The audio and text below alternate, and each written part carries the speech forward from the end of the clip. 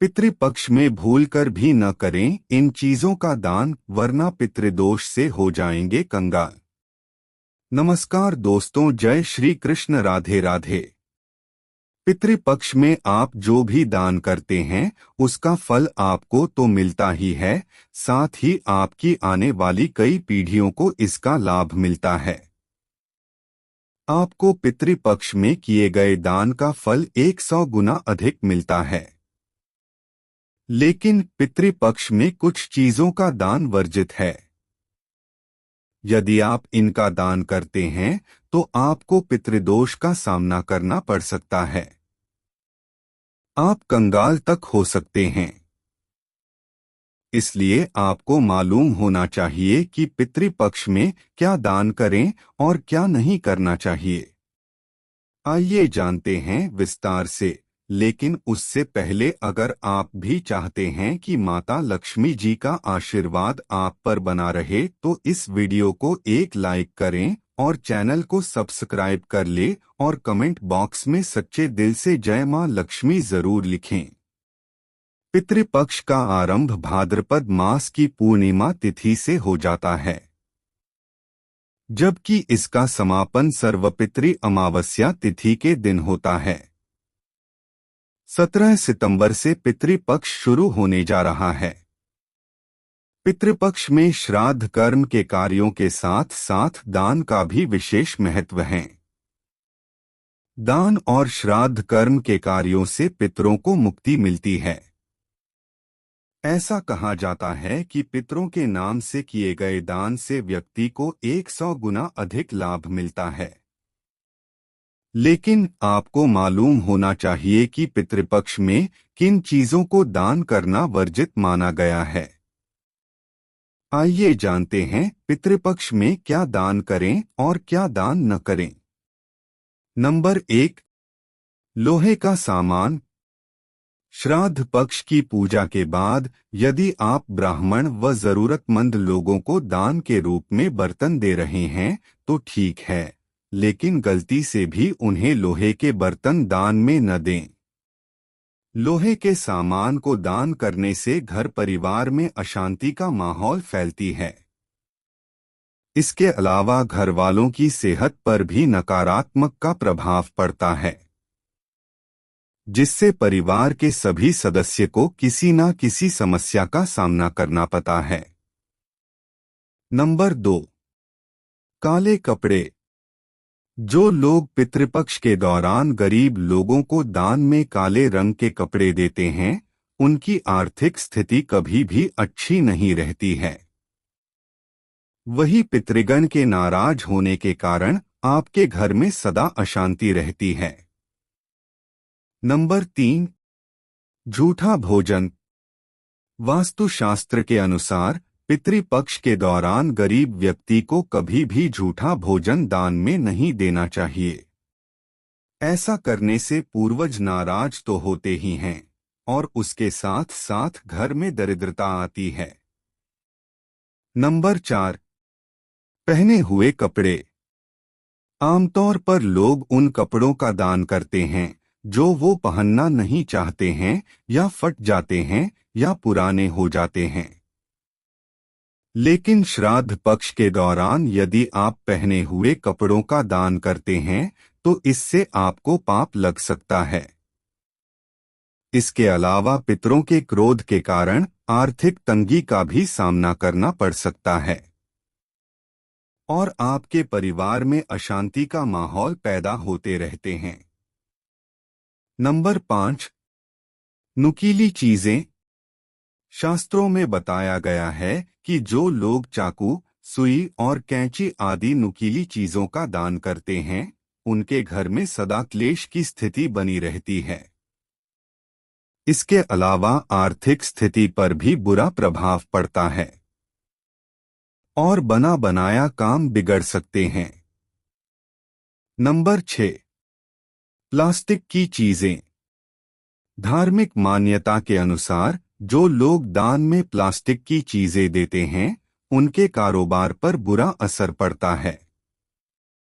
वही पैसों की तंगी के साथ साथ सेहत संबंधी परेशानियों का भी सामना करना पड़ सकता है।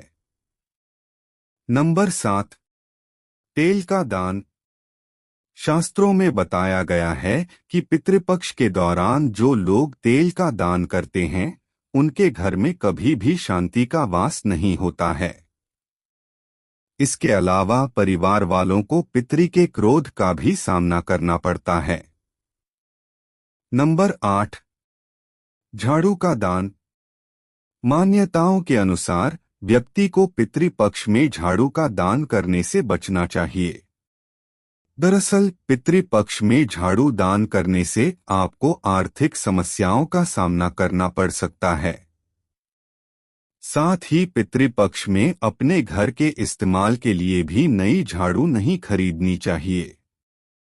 नंबर 9, चमड़े की चीजों का दान। पितृपक्ष में चमड़े से बनी चीजों का इस्तेमाल करने की मनाही होती है। माना जाता है कि श्राद्ध में चमड़े का प्रयोग बहुत अशुभ होता है। नंबर 10, बचा हुआ खाना।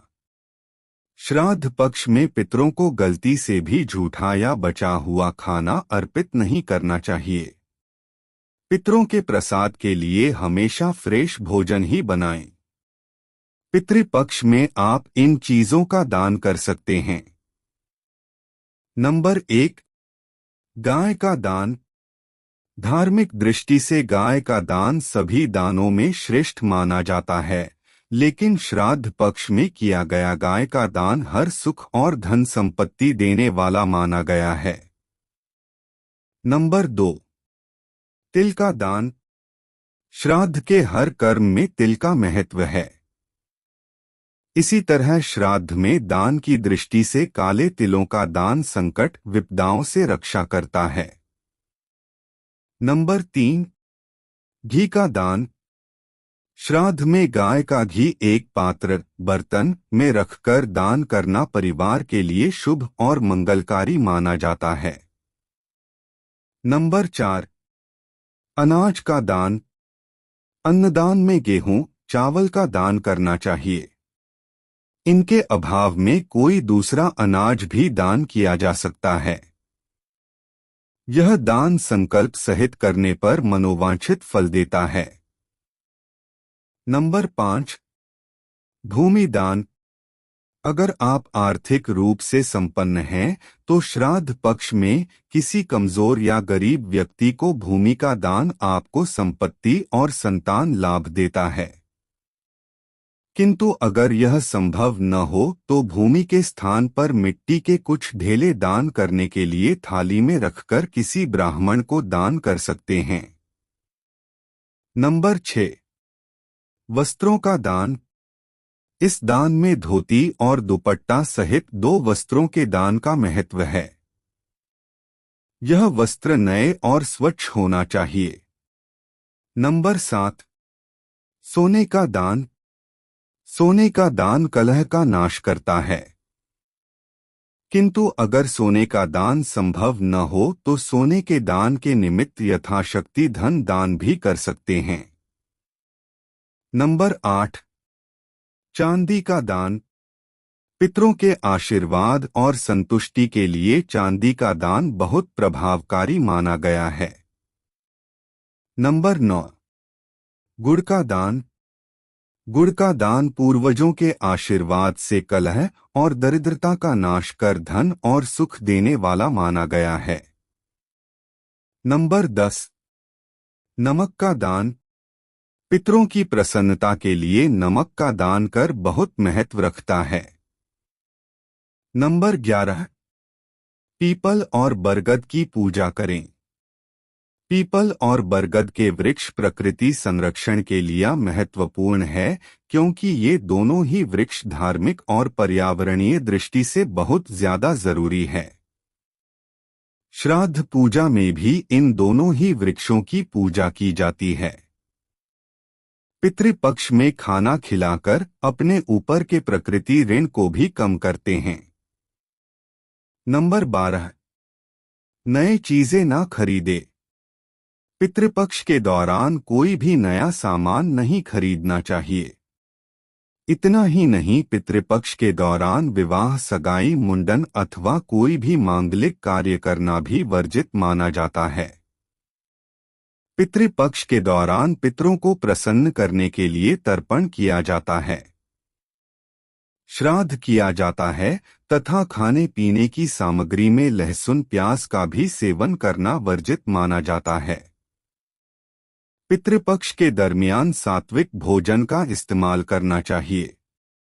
अगर वीडियो अच्छी लगी तो वीडियो को लाइक और शेयर करें और आपके अपने वास्तु अनुसार को सब्सक्राइब करके बेल नोटिफिकेशन को ऑल पर सेट कर ले ताकि आपको हमारी आने वाली हर एक नया वीडियो का नोटिफिकेशन आपको सबसे पहले मिल जाए। वीडियो देखने के लिए आपका धन्यवाद।